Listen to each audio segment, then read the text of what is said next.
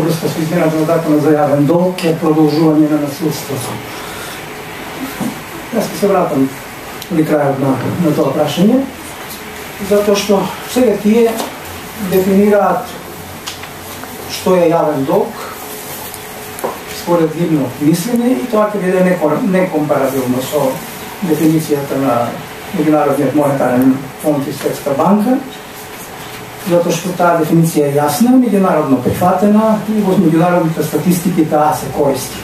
Со тоа всушност тие ни кажуваат веднаш дека и оние 60% што ги планираат како евентуална граница, безбедност на за нив, за Македонија нема да бидат 60%, туку ќе бидат можеби 65%, можеби 70%, затоа што ја стесниле дефиницијата за јавен долг, вештачки го кратат јавниот долг. И тоа е невидена, нечуена работа. И јас тоа не можам да си го објаснам. Тоа е тешка патологија, тешко наследство. И може да се употребат сите си милион вакви термини и нема да биде неточно како квалификација. Но јас ќе се освирам на 3 амандмани на почетоков. Едниот е за финансиските зони, другиот е за јавниот долг и третиот амандман за промената на членот за Народната банка и нејзината основна цел. Ако има потреба нешто, исто така можам да ќе направам коментар. Статистичкиот комитет констатира две клучни работи во материјалот, што веќе се случуваат со други измени,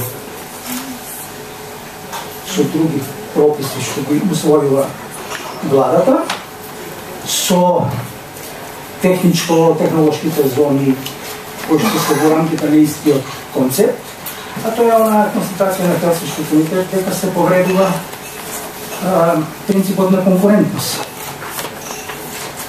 Едноставно, тие политики не се учесниците на пазарот еднакви. И со овие последни економски зони и како продолжение со оваа најнова идеја, со овој најнов бисер на владата на Република Македонија. И другата клучна констатација е во материјалот дека тоа овозможува внесување на нечист капитал во Република Македонија. Капитал од нечисти активности стекнати со кршење на кривичното право на многу точки во земјата.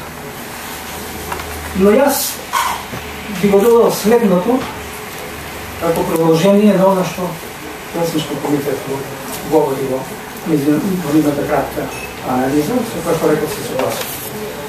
Прво, и Хелсиншки вели не се дефинира зоната експлицитно.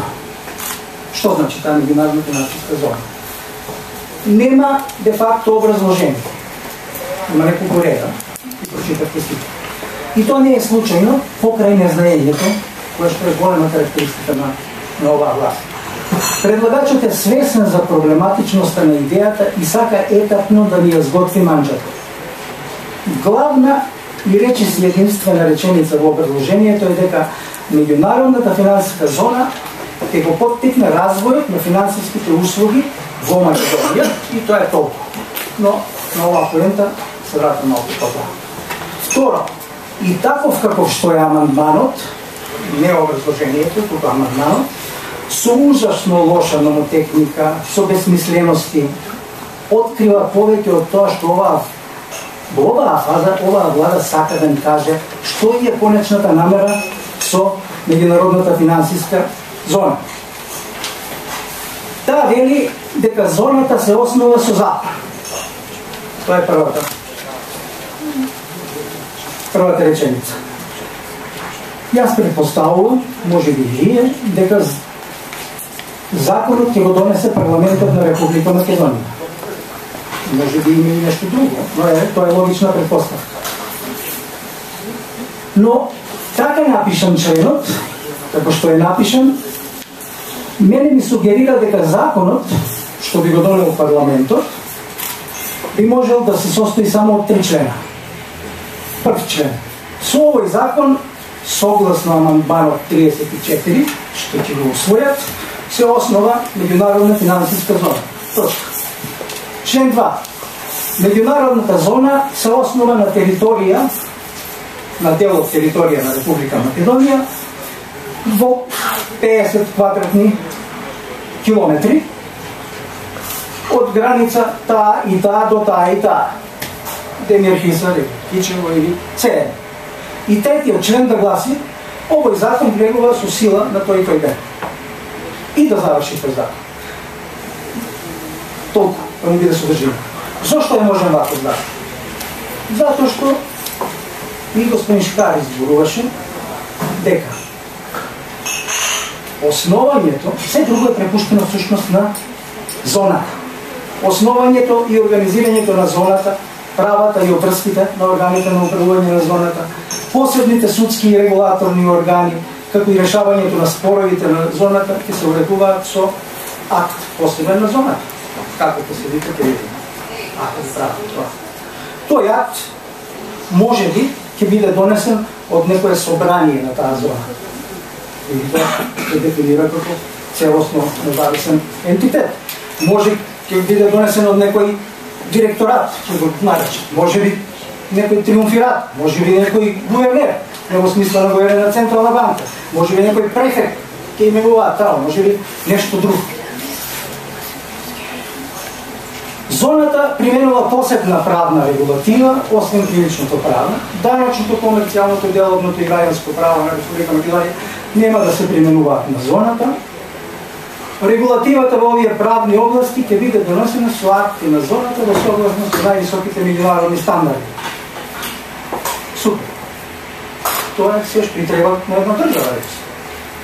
Овие одредби јас ги читам како отстапување територија на Република Македонија на странски финансиски компании, над која немаме никаква надлежност и од која немаме никаква полза. Се формира држава, квази држава, која ако не е на некоја гранична линија на Република Македонија, ќе граничи од сите страни со Република Македонија. И ќе биде држава, во држава што реков нушто на почетокот, а го рекоа тоа и други аналитичари.